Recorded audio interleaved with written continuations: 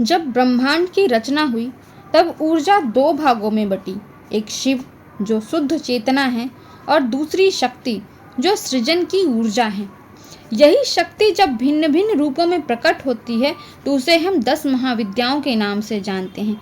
ये कोई साधारण देवियां नहीं बल्कि संपूर्ण ब्रह्मांड की रहस्यमयी मातृ शक्तियां हैं जो जन्म, मृत्यु, ज्ञान, मुक्ति और प्रेम हर अवस्था का सृजन करती हैं, पालन करती हैं। माँ काली समय की अधिष्ठात्री हैं। वह जो अंधकार में भी हमारी रक्षक बनती हैं। उनके चरणों में शरण मिल जाए तो मृत्यु भी मोक्ष का मार्ग बन जाती है। माँ तारा जो जड़ता से उठाकर, मूर्खता से उठाकर हमें आत्मज्ञान की ओर ले जाती हैं, वो गुरु रूपा हैं जिनका स्पर्श आत्मा को प्रकाशित कर देता है। माँ त्रिपुर सुंदरी सौंदर्य में ब्रह्म का दर्शन, वो प्रेम है पर अति की सीमा से मुक्त हैं। वो सिखाती हैं कि संसार का सौंदर्य ईश्वर का प्रतिबिंब है।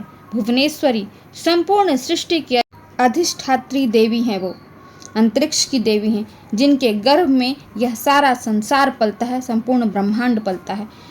छिन्नमस्ता बलिदान और आत्म विजय की प्रतिमूर्ति हैं। उनका रूप दर्शाता है कि त्याग ही सच्चा उदाहरण है जीवन के प्रति। आप त्याग से अपने अहंकार को जीत सकते हैं। भैरवी तप, साधना और तंत्र की देवी हैं। वो जागृत शक्ति हैं जो आत्मा को उसके गहनतम स्वरूप से मिलाती हैं।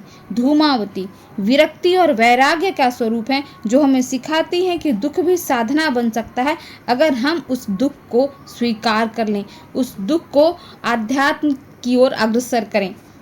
बगलामुखी वाणी की शक्ति और मंत्र की सिद्धि है इस माता का रूप। वो हमें नकारात्मकता से रक्षा देती हैं और शत्रुओं को उसके किए का दंड भी देती हैं। मातंगी अंतःकरण की देवी हैं जो कलाओं की, विद्या की और आत्म प्रकाश की स्रोत हैं। वो सिखाती हैं कि जो त्यागा गया है वही सबसे गहरा सत्य छुपा होता है। जो आपने अर्जित किया ज्ञान, कला, वही आपका सच्चा हथियार है, वही आपका सच्चा अधिकार है। कमला श्री लक्ष्मी का तांत्रिक स्वरूप है। माँ कमला वो भोग और योग दोनों में संतुलन लाती हैं। वे हमें धन के साथ विवेक भी देती हैं। तो ये रही 10 महाविद्याएं। कोई अलग अलग देवियां नहीं बल्कि एक ही परम शक्ति की 10 स्वरूप हैं। इनकी उपासना केवल पूजा नहीं, आत्मा का जागरण है।